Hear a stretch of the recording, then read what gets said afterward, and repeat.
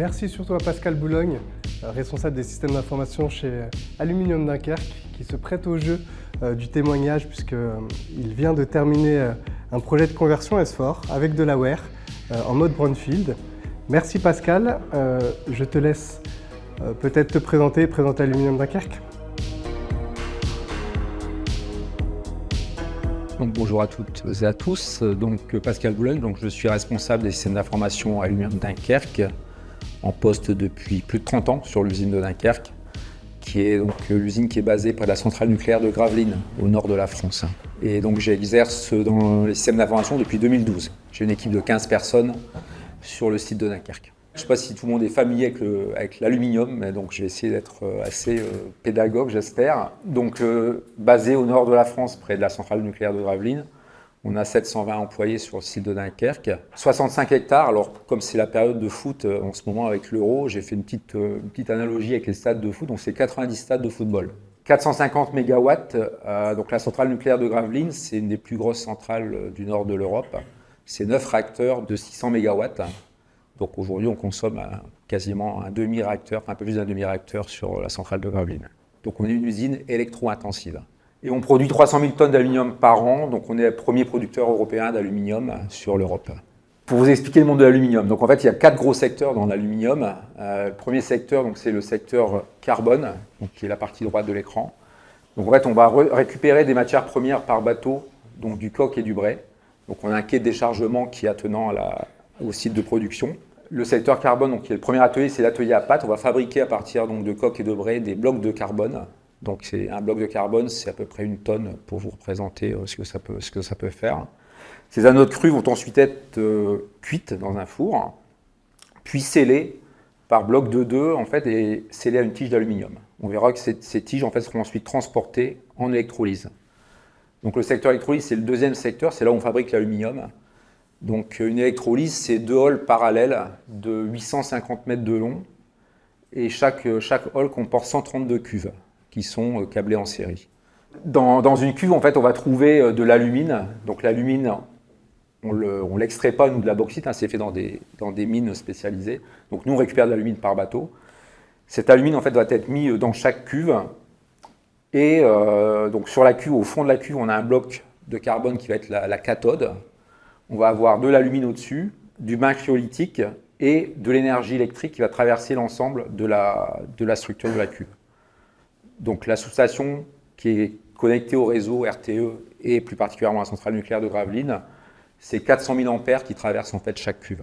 Donc c'est un courant de forte intensité et ça va permettre en fait de détacher les molécules d'aluminium du fond de l'alumine et elles vont tomber au fond de la cuve. Donc on va avoir de l'aluminium liquide qui va être au fond de chaque cuve qu'on va prélever et transporter en fonderie. La fonderie, c'est là où on va fabriquer les lingots et les plaques d'aluminium destinées au secteur de l'emballage, de la boîte boisson et automobile pour tout ce qui est jantes et culasses. C'est notre principal client. Le dernier secteur, c'est le secteur maintenance, qui lui, donc, comme son nom l'indique, maintient les installations, donc, qui s'occupe du quai et du déchargement des bateaux. Il s'occupe du centre de traitement des gaz qui sont émis sur les cuves, de la sous-station électrique, et puis de l'ensemble des secteurs de production. En fait, il maintient l'ensemble des installations. Donc là, vous avez une vue par beau temps. Alors, c'est pas ce qu'on a à Dunkerque, il ne fait jamais beau, mais le ciel n'est pas toujours bleu. Donc là, c'est pas retouché, c'est vraiment une vue aérienne réelle, donc qui vous représente en fait l'entreprise. Donc là, on voit bien les 2 halls de 850 mètres de long, les 3 secteurs qui ont carbone, fonderie et électrolyse, d'accord ? Le quai de déchargement avec les bateaux.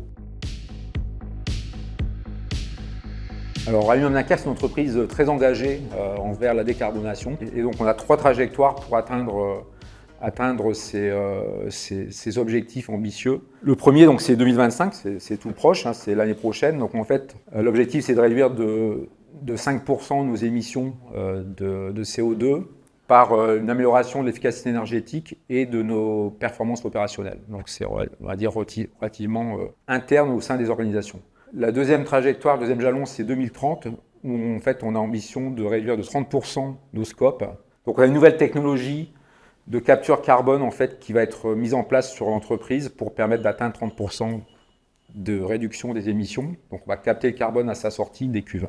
Mais on n'est pas à 100% de réduction, ou on n'est pas aux cibles en tout cas du rapport du GIEC. Et donc l'objectif, c'est que 2050, on change de technologie et on remplace nos blocs de carbone par du graphite, donc qui en fait n'émettra pas de CO2. Donc là, ça implique de refaire les cuves d'électrolyse. Alors, pour ceux qui connaissent un peu l'usine, on a une usine qui est d'origine française, propriétaire français, Péchiné, à l'époque. Et on a changé au fil du temps de propriétaire. On a changé, je pense, 5 ou 6 fois de propriétaire en 30 ans. Donc, on va dire qu'on est habitué à ce changement, même si on ne s'y habitue jamais à 100%. Et dans le cadre de ce projet, en fait, en 2021, on a été vendu. On appartenait à un groupe qui était anglo-australien. Et donc, les licences SAP étaient détenues en Australie par SAP Australie et par achetées auprès de SAP Australie et détenues par notre ancien propriétaire. Lors de la vente, le transfert de licence n'a pas été effectué. Donc, on a été obligé de racheter toutes nos licences. Le deal n'était pas favorable à la vente. Donc en fait, on s'est posé la question de comment on allait travailler autour de SAP. On s'est rapproché de SAP France.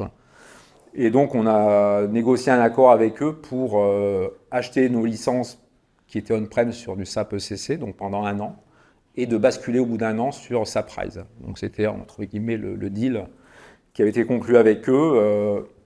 Un deal qui nous permet d'avoir un coût... un TCO sur 5 ans qui était plutôt positif dans ce scénario-là. Donc ça, c'était une première obligation, un premier contexte obligatoire. Après, on a la trajectoire, comme vous voyez sur la gauche, la trajectoire de SAP, la roadmap de SAP avec un décommissionnement de SAP ECC, alors horizon 2030. Je n'aime pas mettre des années de fin parce que c'est souvent prolongé, donc on va dire horizon 2030. Et puis, en tant qu'usine autonome et nouvelle usine avec nouveaux propriétaires, on avait des stratégies de transformation sur de la performance opérationnelle et financière à mettre en œuvre. Et donc, on s'est dit qu'avec tout ça, ces trois cas d'usage, c'était le bon moment de basculer et de passer en SAP RISE et de pouvoir se projeter sur la roadmap SAP. Voilà. Sachant que SAP, chez nous, on l'utilise depuis 30 ans. Hein. Donc, on est vraiment un acteur historique de la solution SAP.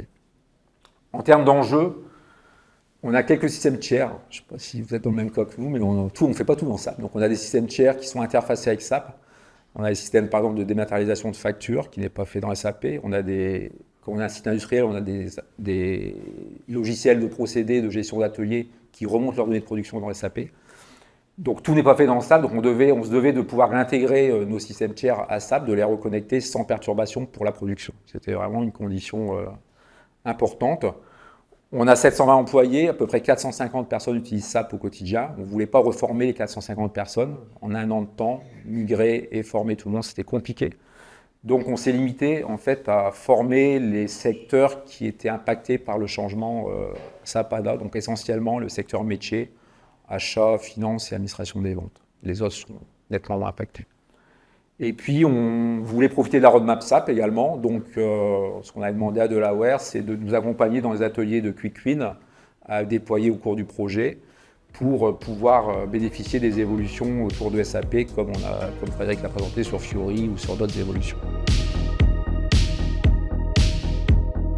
Alors, je vais essayer d'être pas trop technique quand même, de toute façon je n'y arriverai pas. Donc en fait on était en ECC, hein, donc comme la majorité d'entre vous je pense. ECC, donc on est une migration de type brownfield, hein, comme vous avez pu le découvrir. Donc on a en fait l'approche de Delaware, c'est de faire un cadrage, donc c'est une prestation d'études de cadrage qui permet à partir d'outils comme le SAP Readiness Check de voir en fait quels sont les spécifiques que vous avez, ce que Frédéric a expliqué, de voir lesquels vous devez conserver et quel est l'effort de remise à niveau pour les convertir en S4. D'accord ? Donc il y a différents outils qui permettent de faire ça. Il y a l'ATC, donc la partie ABAP, il y a le Readiness Check.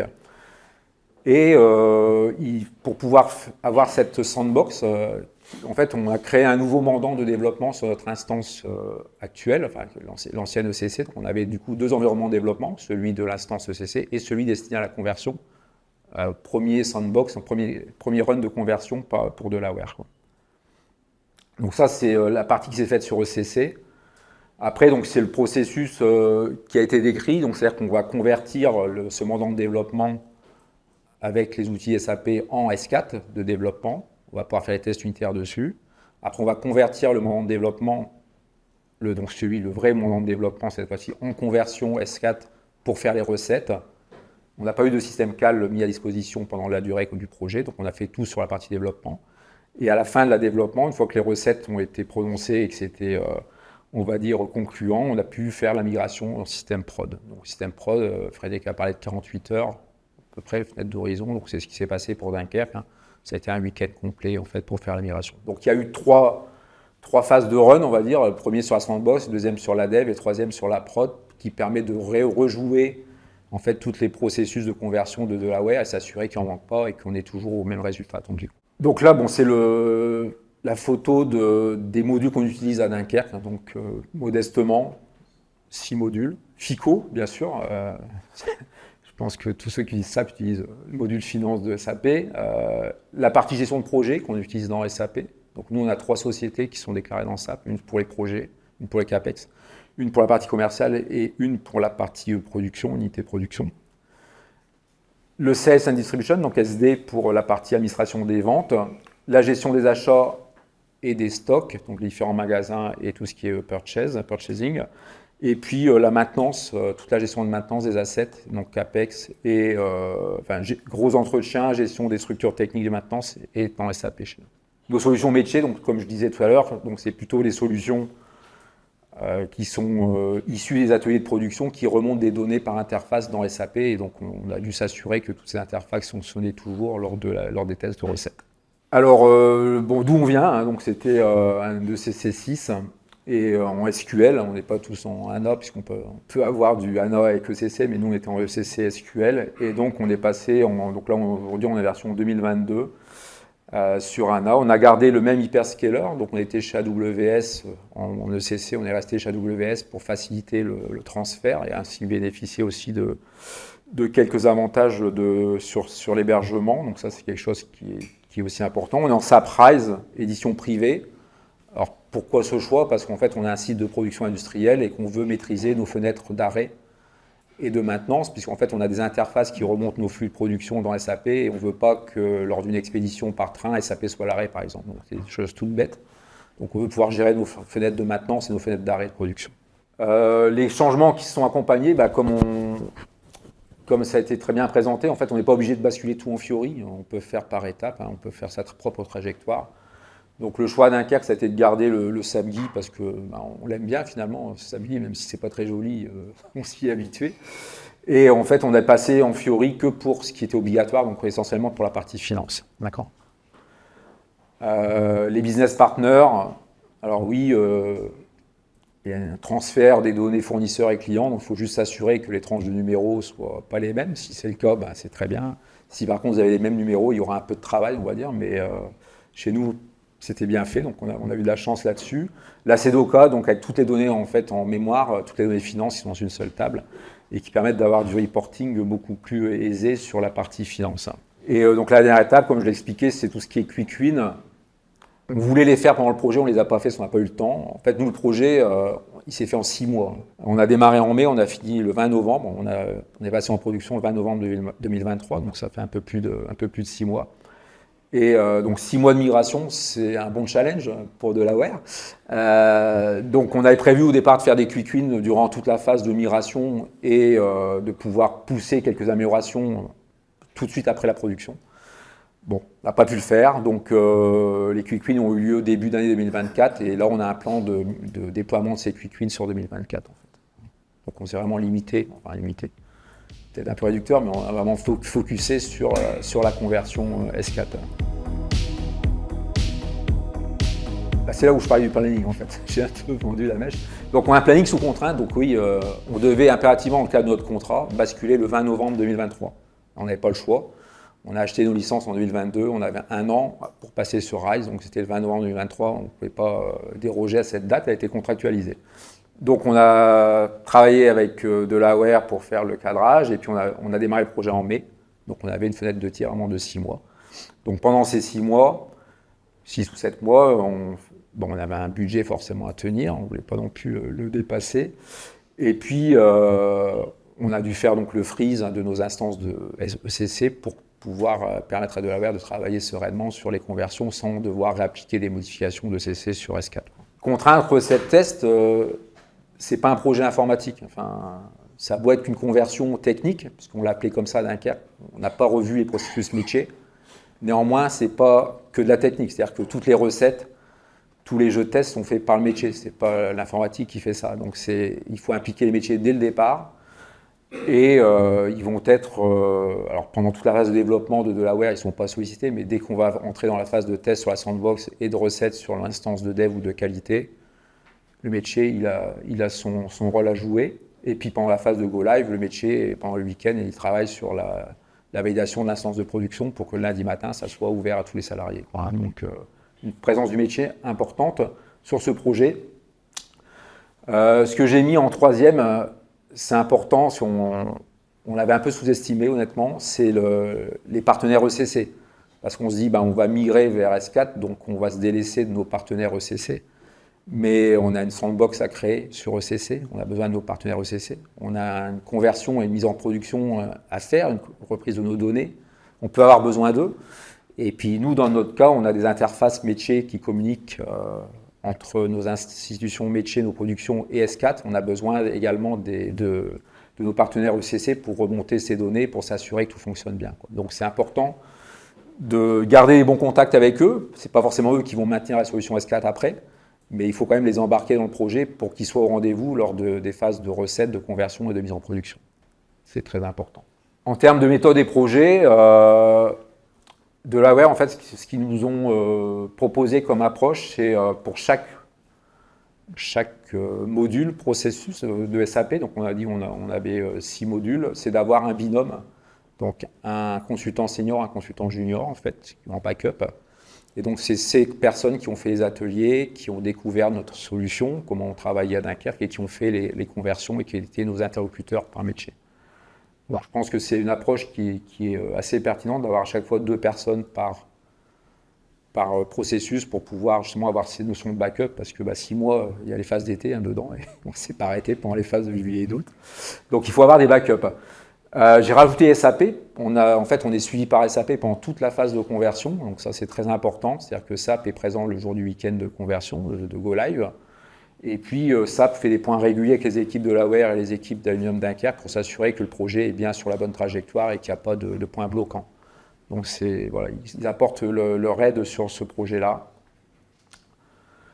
Dans la partie dry run, clôture comptable, alors, nous, on est un site qui est audité par les commissaires aux comptes.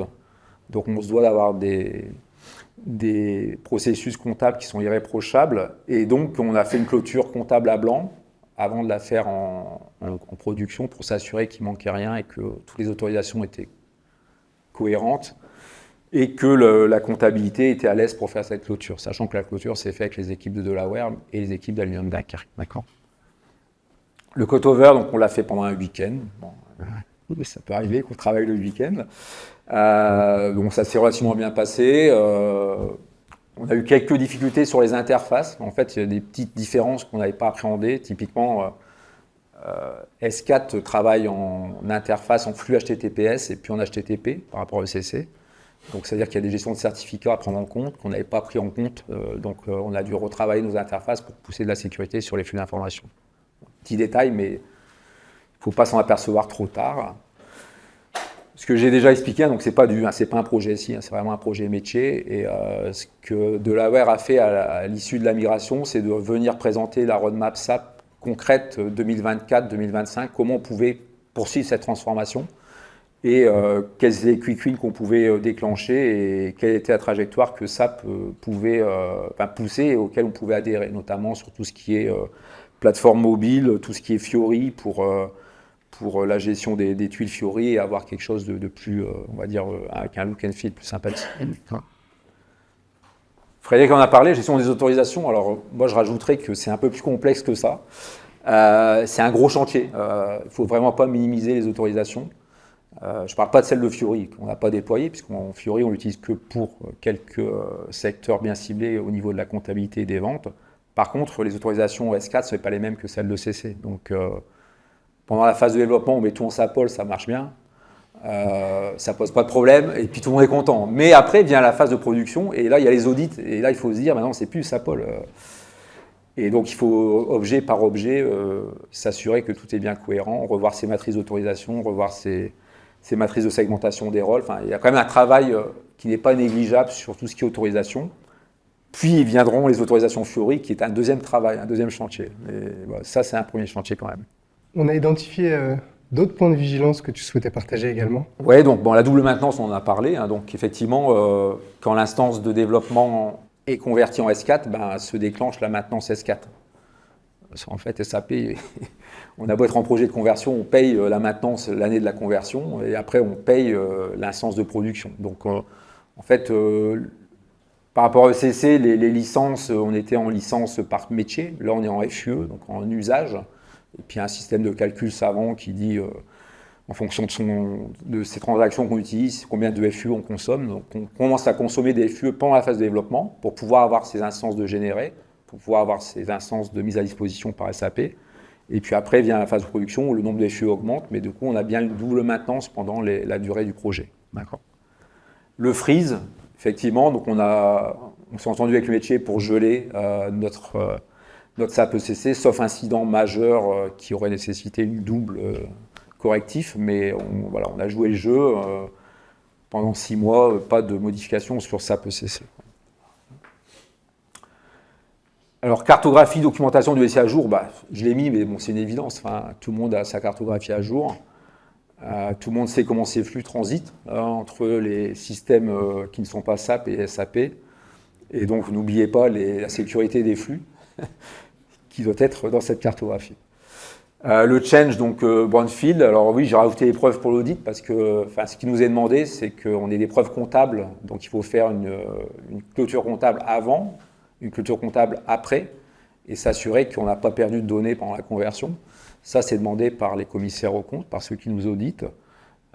Donc, en plus d'autorisation, il y a quand même pas mal de documents, de recettes aussi, s'assurer que tous les métiers ont bien confirmé qu'on faisait un go live. Donc, toute cette phase documentation est importante parce que nous sera demandé post-projet. Et la disponibilité métier, j'en ai parlé effectivement, donc c'est pas un projet SI, c'est un projet business avant tout.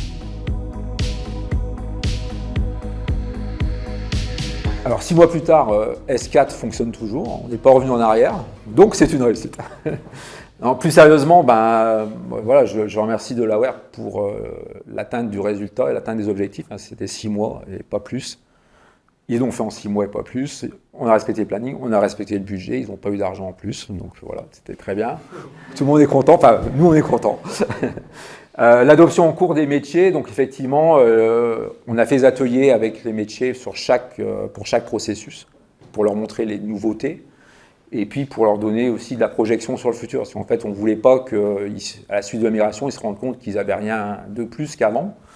On voulait quand même essayer d'aiguiser un peu, d'éveiller leur appétit. Et on leur a dit, voilà, juste après, il y aura des transformations, il y aura des CDS-View, il y aura des tuiles Fiori, on va tout déployer en 2024.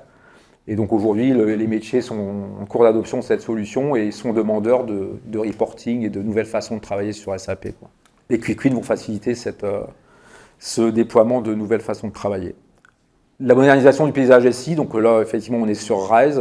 Donc c'est, comme l'a dit Frédéric, il y a un catalogue de services qui est un peu différent. SAP fait une partie, la TME fait une deuxième partie, et les équipes locales, si vous en avez, font une troisième partie. Donc c'est un peu une réorganisation des services à apporter à l'exploitation de SAP. Et puis surtout, ce qui est important, c'est que maintenant, on est serein, on peut se projeter sur le futur et pas penser à cette trajectoire 2030 qui pourrait nous obséder. On se dit maintenant, on a fait S4, tous les projets d'évolution informatique, on pourra les connecter à SAP sans problème de compatibilité. On sait qu'on a, un peu de place devant nous pour faire ces modernisations. Une bonne collaboration, en fait, Delaware, on les connaît depuis... alors, le projet s'est fait en mai 2023, on les connaissait 6 mois auparavant, pas beaucoup plus.